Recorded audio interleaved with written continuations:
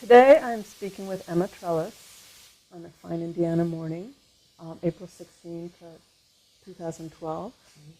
This is part of the oral history program at Notre Dame University, the Letras Latinas. My name is Silvia Curbelo. I was the judge of the 2010 Andres Montoya Poetry Prize. And I had the great honor of selecting Emma's very fine first book, Tropicalia, as the winner, being published by the University of Notre Dame Press. So welcome, Emma. It's great to see you. It's great to see you too. Once more. Once more.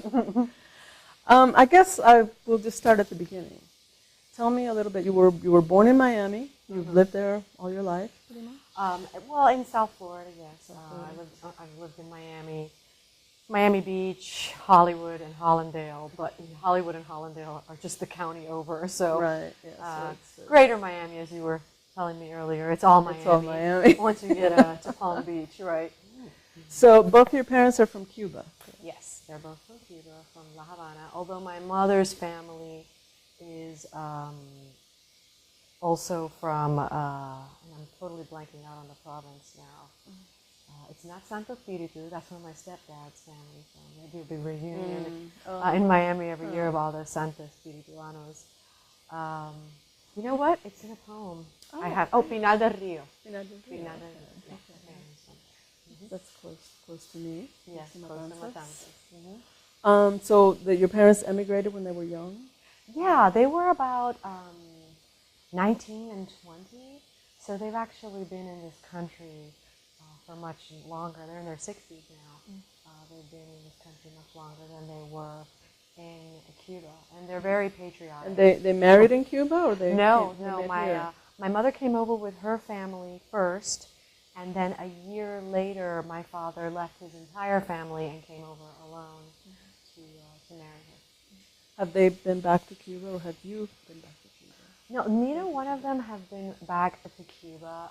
I've asked my mother about that. She said she has no interest in returning. She doesn't want to kind of see the changes and the deterioration. And they both kind of feel like this is their country. You know, although they're very Cuban in a lot of ways, but they're also fluent in English. When my mother reads, she reads in English. So I think, of course, there's always a connection there, and they do speak of it more and more as they get older. But they very much consider themselves Americans. You know, I've always thought that there is no one as patriotic as an immigrant that's become a citizen. That's very true. And they're very much a part of that mold. So did you grow up speaking both English and Spanish?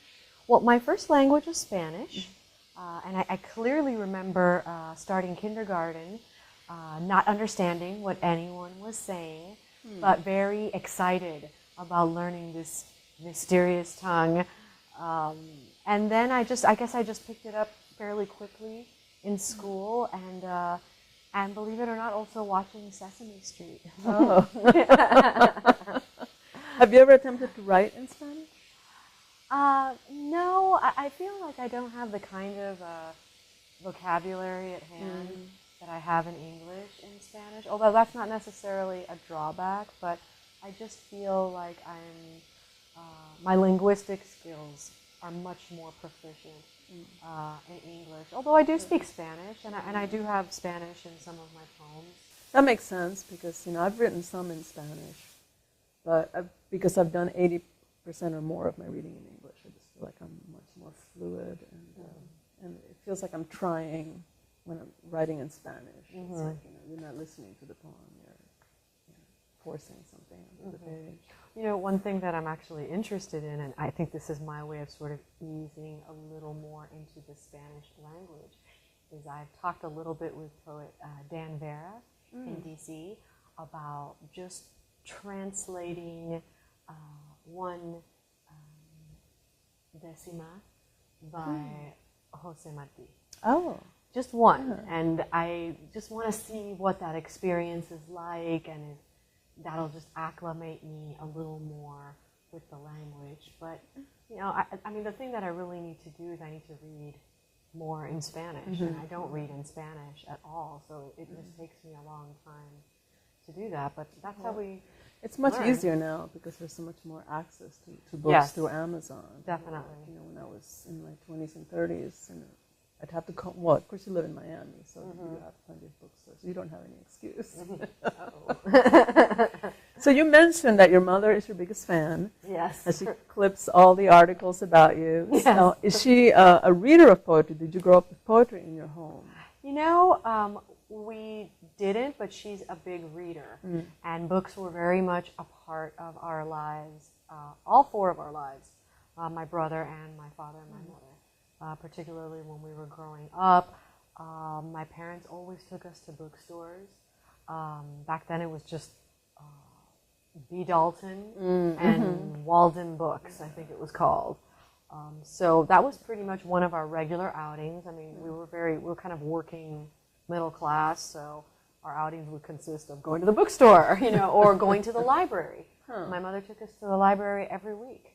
And then she would also sign us up for book clubs, where we would, you know, look in this little menu of choices and select, you know, the paperbacks that we wanted, and then she would order them from us. So from a very early age, they were a big presence in my life, reading and books.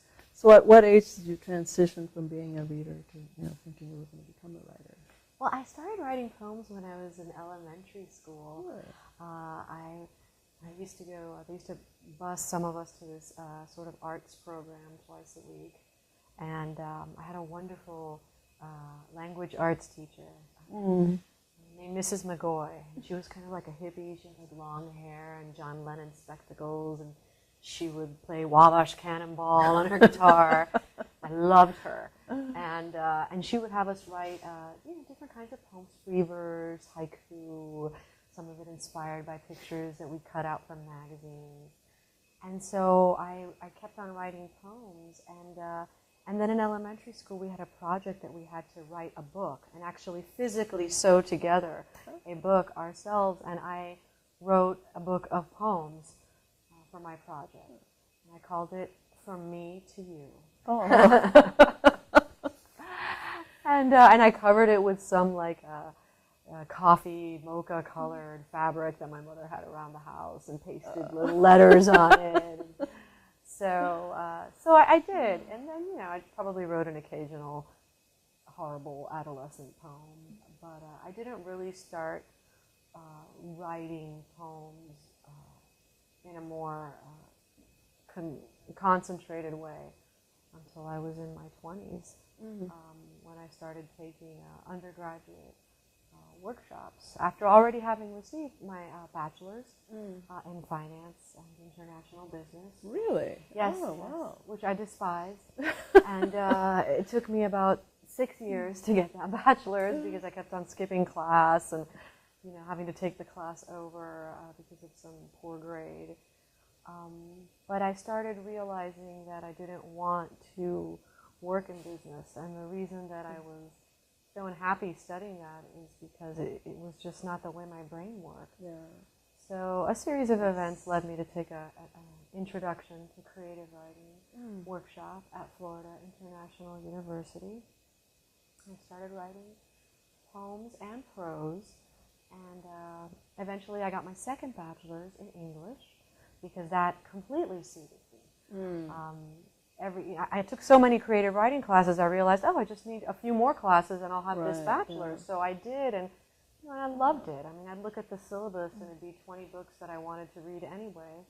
So I did that, and I entered the MFA program as a fiction writer, but soon enough, poetry just sort of swept me up.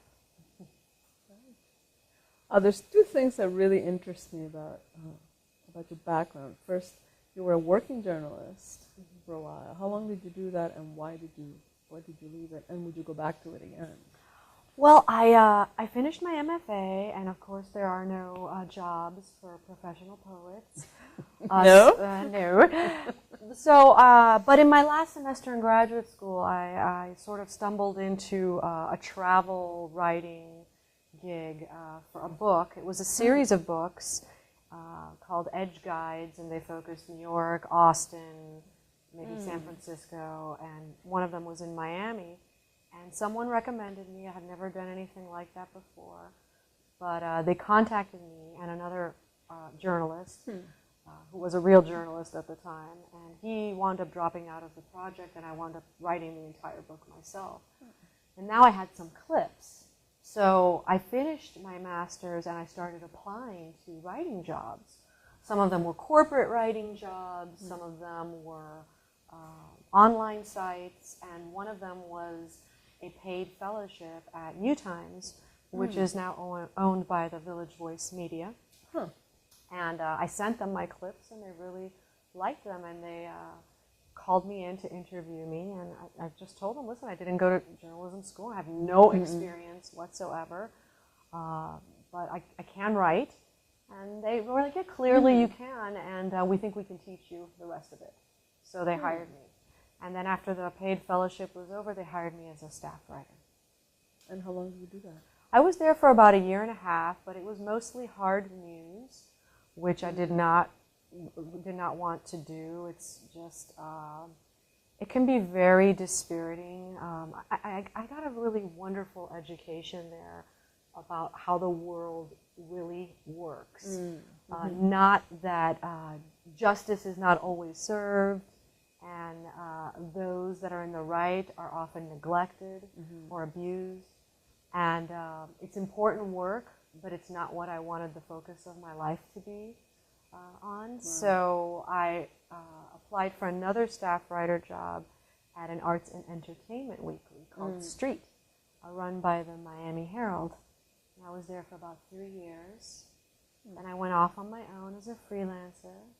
And after a while, I was hired as the art critic at the Sun Sentinel, a Tribune paper. And I was there for 3 years. That was a full-time staff writer position. So in total, in between freelancing and newspaper staff jobs, wow, 4 years ago, so maybe 10 years? Wow. A decade. And why did you finally do that? Well, the Sentinel was bought by this sort of evil corporate pirate named Sam Zell, and he just sort of started disassembling all of the Tribune papers, and almost from the moment I was hired, people were getting laid off. And it was like the 3rd or 4th round of layoffs, and I was offered a buyout, which is essentially you agree to leave in exchange for a certain package. And I just realized, I'm not getting any younger, and journalism is a completely consuming job. I really had very little time to put together a book. I was eking out poems a little bit at a time, but I just didn't have the mental or even physical energy just to sit down and give that my all. And I figured this was the right time to do it. So I leapt off the cliff, and so far it's worked out. Yes, here I am. Here I am. There's so much attention to detail in your work, and almost like a documentary feel to many of your pieces. Do you feel like you bring a journalist's eye to your work? I think that's just my eye. And I think I brought it to my journalism. Because you already had it. But I developed it there, certainly. And I love that you say that documentary feel, because I do think of the poem as a document in various ways. And I've often thought of it that way. It's nice that it comes across. Well, it certainly does. Did you ever feel that there's a conflict, or maybe you don't see yourself as a journalist, it's just something that you fell into, but there is, the journalist's version of the truth, which is just the facts, ma'am, and then there's the poet's version of the truth, which is sort of the spirit of the truth, and you take huge liberties to arrive at that. Do you find that there's a conflict between those two ways of looking at things? It's interesting, because even journalism, yes, it's just the facts, but the facts that you select, there's a subjectivity involved there. That's true. That kind of shapes the story in one way or the other. And then certainly with poetry, it's just much more liberating not to have to constantly triple check everything and make sure everything is spelled correctly and accurate. Yeah. Although I do that anyway because I've been trained to do that. it's liberating in some ways, but it's also daunting because now everything is invented. Everything is coming from the landscape of my own mind. So there's good parts about it and more challenging parts about that idea of truth. You mentioned that you were an art critic, which is something that a number of poets have made, quite a career out of, like John Ashbery, we were talking about last night, John Yao. And yourself? In a lesser sense. Ricardo Pagliosa is as well known an art critic as he is a poet. Yes. Why visual art? Why not literature or music? Well, I did for many years write about local bands and music and acts coming into town. And I have written a lot of book reviews. Honestly, I was very surprised to be hired as the art critic because I only had a few stories that were centered around visual art. But I think they were kind of looking for somebody that was flexible and could write a lot of different kinds of arts stories. And I just don't think the editors really knew a lot about visual art. So I kind of came across as I did and sort of learned on the fly. Sometimes that's the best way. You know. Well, let's talk about Tropicalia. Okay. It's a wonderful book. It was, I was telling you before, it was one of the first manuscripts I read, and it became the one that all the manuscripts kind of I compared to. And in the end, of course, I selected it as the winner.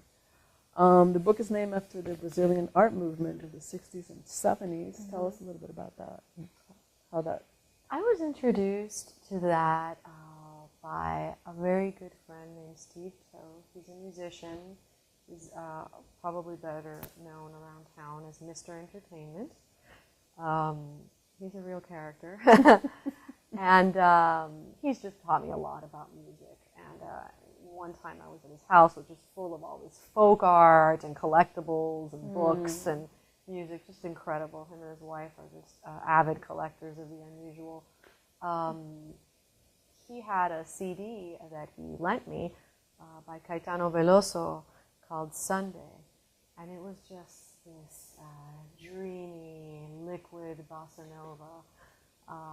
And then I started investigating a little more about who he was and how he connected to that movement. And so I didn't have a title for the book for a long time, and I had some other working titles. I don't even remember what they were now. I think Sugarland was one of them because there's such a sugar industry in Florida and for other reasons. But one day I started thinking about the tropics and how much of my book is centered around all aspects of living in Florida, not just the natural environments, but the urban environments as well. So I just figured it really worked. I think of the book as a mashup of sorts. There's music, there's art, there's the greenery of South Florida, this persistent sort of wilderness. But there's a lot of city living in there too. And the movement in Brazil was also a kind of mashup of different art and socio-political ideas. So I just figured it worked. It was the right one. And as soon as I thought it, I just kind of felt that click inside. And I knew that I had selected the right title. In spite of the sensuality of a lot of the language and the lush imagery of the tropics that you bring to the book, it also has a very urban feel. It's very, hard edge, kind of shadowy figures and expressways and crime. And we get the occasional glimpse of the Art Deco, Miami, of, picture postcard Miami. But mostly it's the hard edges that you focus on in a lot of the book. And from some of the descriptions, it could be New York City, it could be D.C., it could be Detroit, it could even be Rio. But it's not, it's Miami. And it's very apparent from the outset. I mean, I knew by the third poem that this book was set in Miami.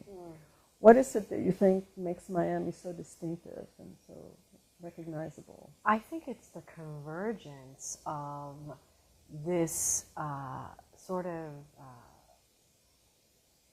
indefatigable wildlife. And not just actual creatures, but the flora and the fauna. And the people. It just won't be stopped. I mean, it's so overly developed and so crowded in ways. I was talking to you how Dade County, where Miami resides, is 2.5 million people. Yeah. That's even an older census. I mean, that's just incredibly condensed. But despite all of that, there are abundant waterways, egrets and ibis and hawks and hummingbirds and hibiscus and sable palms and foxes, and they just sort of coexist alongside this grit. And I think that is a very Miami, a very Miami thing. This idea, this exotica. It's very exotic. The kinds of species that dwell there. And it's such a fertile place. I mean, I like to joke around that you can just sort of like, fling a tadpole into like a puddle of water, and there'll be a colony of frogs in a week. But it's a place where life thrives. Despite odds, and that's true for the people there as well, I would say. Well, let's talk about your writing process a little bit. What are triggers for you? How do you begin when you sit down to write a poem? I am completely codependent on my notebook. I write everything in my notebook first. For the most part, there are some poems that I have written directly on the computer. So you actually draft? Your first drafts are by hand? I don't even think of them as drafts. I just I like to write in my notebook before I go to sleep at night. That's typically when I write, unless I'm traveling, and then I write at different times. But I just sort of write down whatever I'm thinking about, and then it sort of ignites and goes off into whatever direction. But it's very free form, and sometimes I'm writing in line breaks. I'll catch myself doing that, and I realize that I've been subconsciously thinking of it as a poem. But I kind of just try to, anything that's sort of whirring around in my head, I try to get that down on the page. And then later on I'll go back and I'll start reading my notebooks, almost like letters to myself. And I will be able to identify, this is going to be a poem, that's going to be a poem.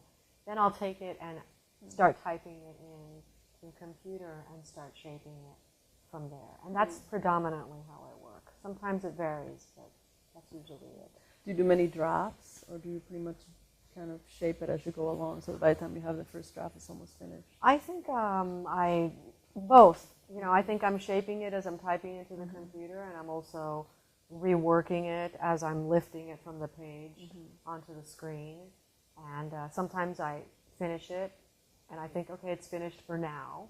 Like I have a poem that I was recently working on, not that recently, but a few months ago, about Iowa, a place in Iowa, and I knew it wasn't finished, but I've just been leaving it alone so I could come back to it and really make it what it wants to be. And sometimes you leave a poem for some weeks or months, and you go back to it and you say, oh, you know what, this is finished. Has that ever happened to you? Yes, that has That's happened. very delightful. Yes, that is like, a happy day. Actually, there's two things, but three things about your background that I find fascinating, and that's you're a musician. You sing and play bass. Your husband is a musician, and you've been in bands. I would say my husband is the real musician, and I'm the dilettante. But yes, a few years ago I was writing a story about an indie label in South Florida called Spy-Fi Records, and I became friends, as I usually do with my subjects after the story is finished, at least the ones I really like. And he's a great guy. His name is Ed Artigas, and he just called me up one day and he's like, I think that you, Andrea, and Mindy should be in a band. And Andrea was the art director at the paper, and Mindy was the freelance photographer. I was like, and he's like, I think Andrea should play the drums. You play any instruments at that point? I think you should play the bass, and I think Mindy will play guitar. I'm like, Ed, I don't know how to play the bass. And he said, so what?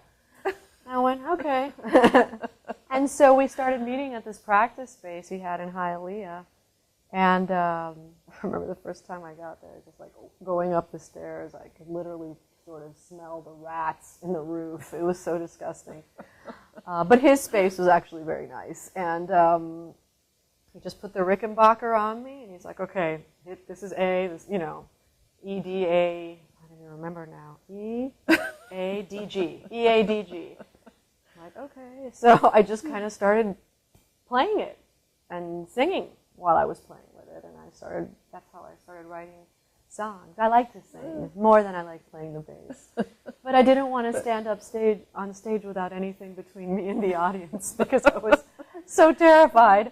So I just insisted on playing a very bad bass guitar.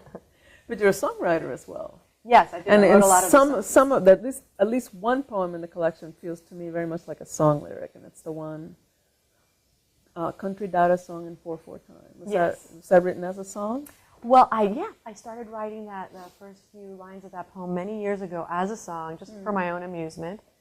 And then one day I decided to finish it and thought it would be funny if I put it in the book, funny for me at least. I often think that I worry about being too serious and too sorrowful, too melancholic in my work sometimes. I think about that for all write it into a polka and it's better. Exactly. Put a beat on it and it cheers things up a little. So I just thought it would be fun to put it in there. And now when on occasion, I'll read that poem, but I'll sing it. Oh, really? As a song, yeah. Oh, maybe you'll do that tonight. Well, do you feel like you use a different part of your brain when you write songs? Is it a very different process from the writing of poems? I think so, very much so. I think I actually hear a melody in my head first. You know, you were speaking earlier about your own work and how you hear the music of a poem first. So with songs, I hear the music first, and then I write the words to it. And I don't sweat it as much as I do poetry. It feels a lot looser. And well, now you have to pare relaxed. it down. You can't, you know. Yeah, it has to be simpler, and I just kind of try to take all the cliches out of it, you know, is what I do. Exercise. Exactly, cut them out. But for the most part, it just seems like a much more relaxed process and not as intense, I feel, that writing poems can be for me. Yeah. Well, music seems to inform your poetry tremendously, I think. I think it's the most salient feature of the book. But I feel if there's a soundtrack to all these poems, it is not Brazilian jazz. It's more like loud, searing rock guitar, you know, kind of dissonant and harsh, maybe even punk music. And it seems to me like the book was organized with this very much in mind. Were you conscious of it as you were writing the poems, or even as you were putting the book together, or did it just kind of happen? Well, I think that was a direct result of me being very much a part of the local music scene in Miami at one time. Like I mentioned, I was reviewing a lot of bands, CDs, and shows, and but I also, a lot of those people were my friends.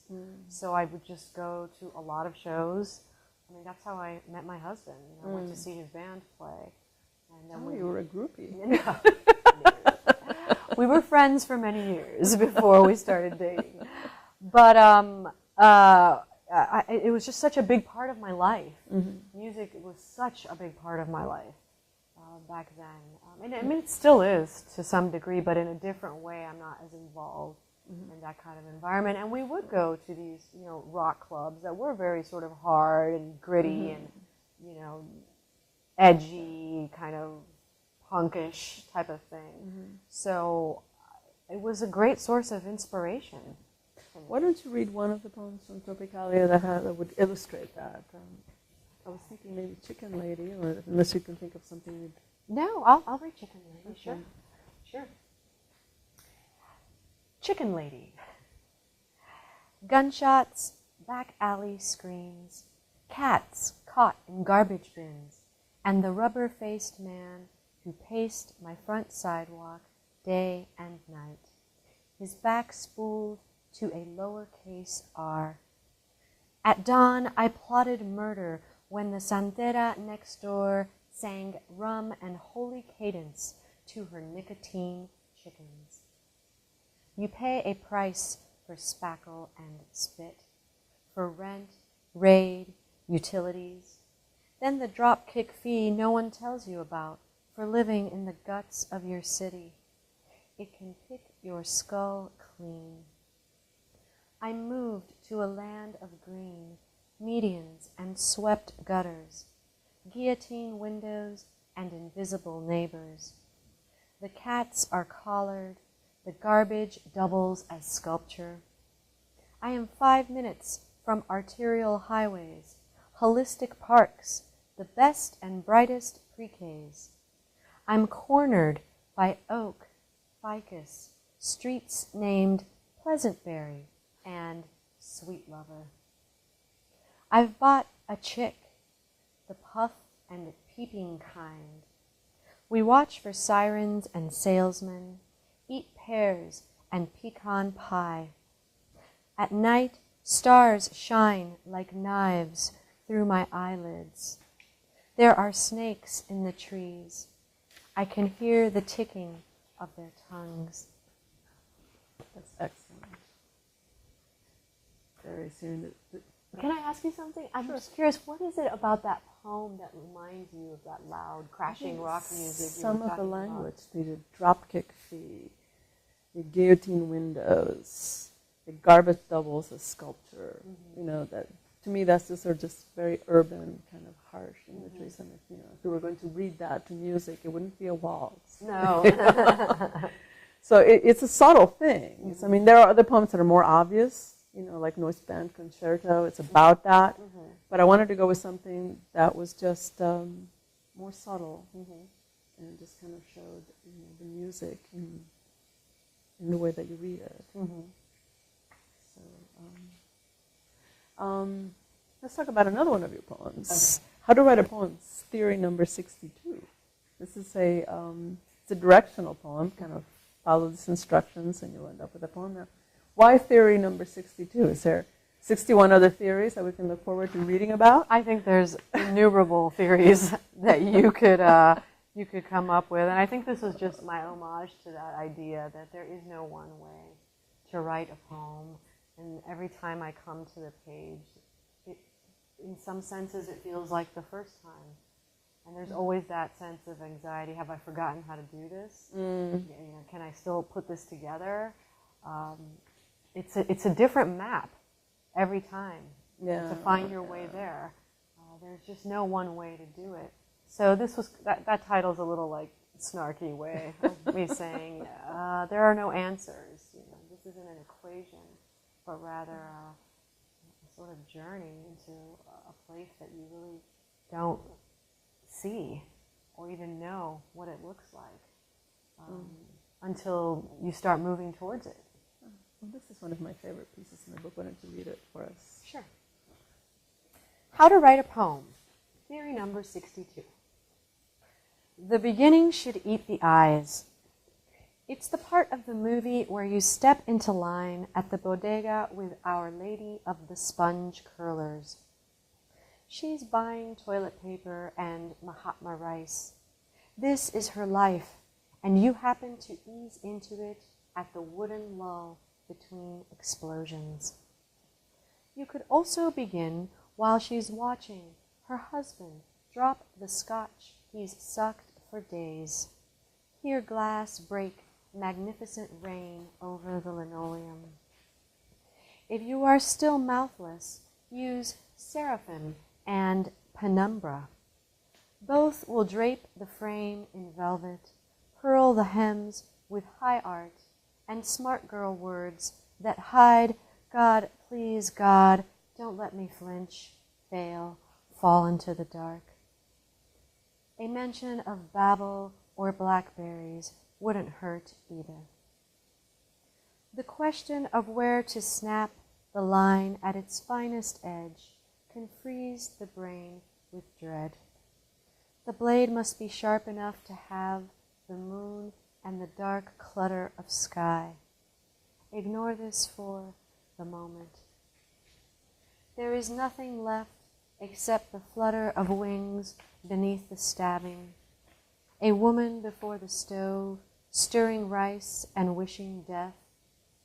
The river outside her window, how it glosses after rain, not like mirrors or a polished lens, simply water falling dark.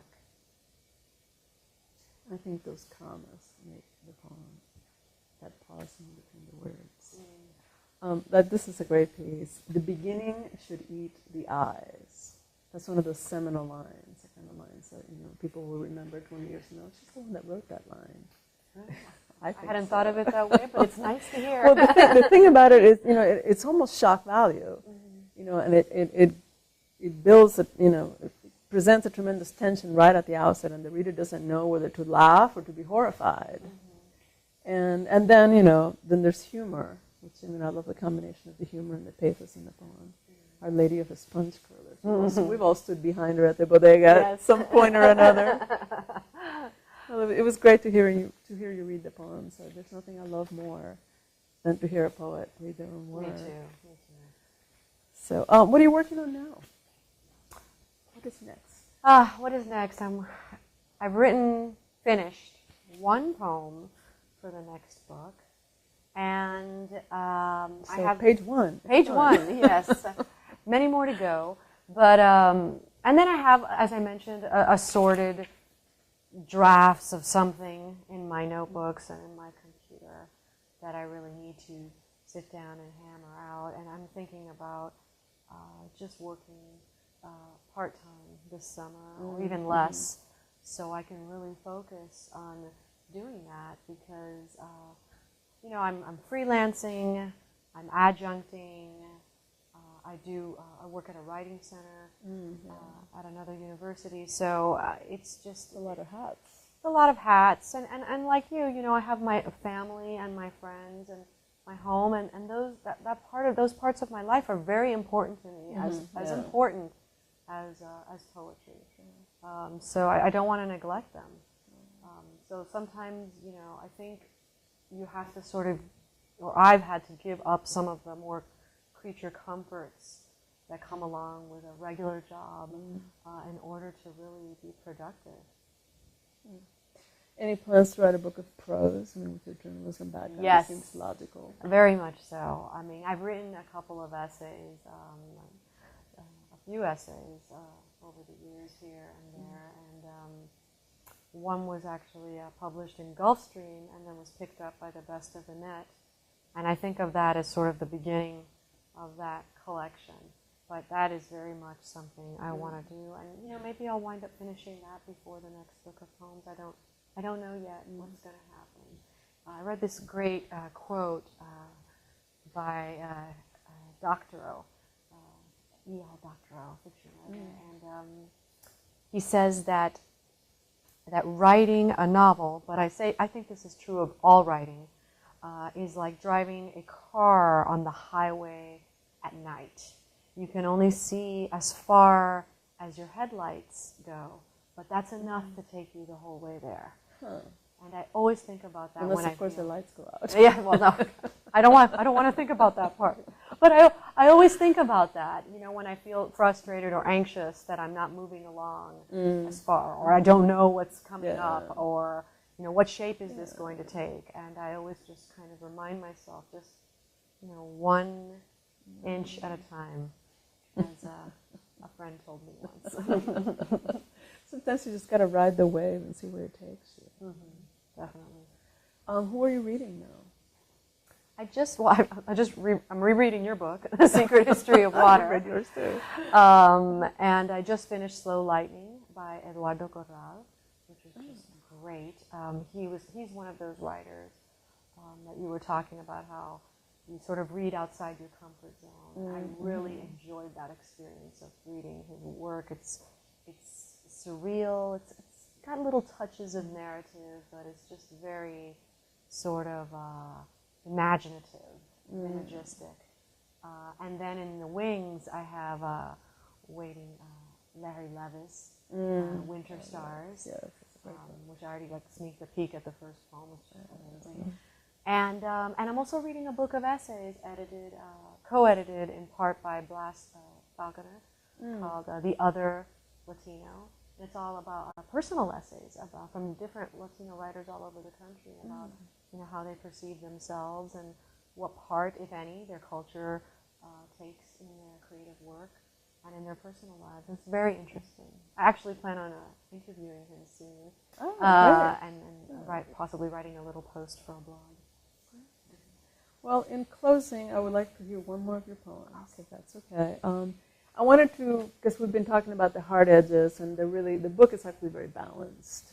There are some beautiful love poems, there's some nature poems, and there are poems that show kind of a kinder, gentler Miami as well. And so I'd like for you to read one of these, which is actually one of the loveliest poems in the book, in an alcove between the beacon and the Avalon. I mentioned, I'm really glad you asked me to read this poem. I never read it. It's one of the oldest poems in the book, and I just feel like I have not been giving it enough attention and love. Oh, so it's nice that you've asked me, and I'm glad that you've enjoyed it. It was inspired in part by a walk I took on Ocean Drive one summer evening, and the beautiful pastel hotels that line the ocean there. And these are two of them. In an alcove between the beacon and the Avalon. Hotels, sure, but also pastel monoliths to fortune and revival, to travelers' palms, to citronella, to mambo and techno. Praise bay leaves, star jasmine, alleyways seeded with saffron and ordered refuse. Praise the diamond-clad ships cruising the horizon, fluid and preordained, and the sky chalked cobalt and plum, everything rose-soaked until the very air is water-colored solace. So what if we're rum drunk, if we dined on too much chocolate and salt and the good meat of grouper? These are the godly nights, belonging exact to what is loved. A friend's voice, the familiar hands at the elbow, and the wind plumbing the skin with autumn, showing how beauty is better felt than seen, how gratitude is another word for joy. Very lovely. Thank you so much. It's been great. And good luck to you and your next book. I love talking to you. I wish we were closer to each other. But we'll have to visit one another more often. Definitely. Yeah.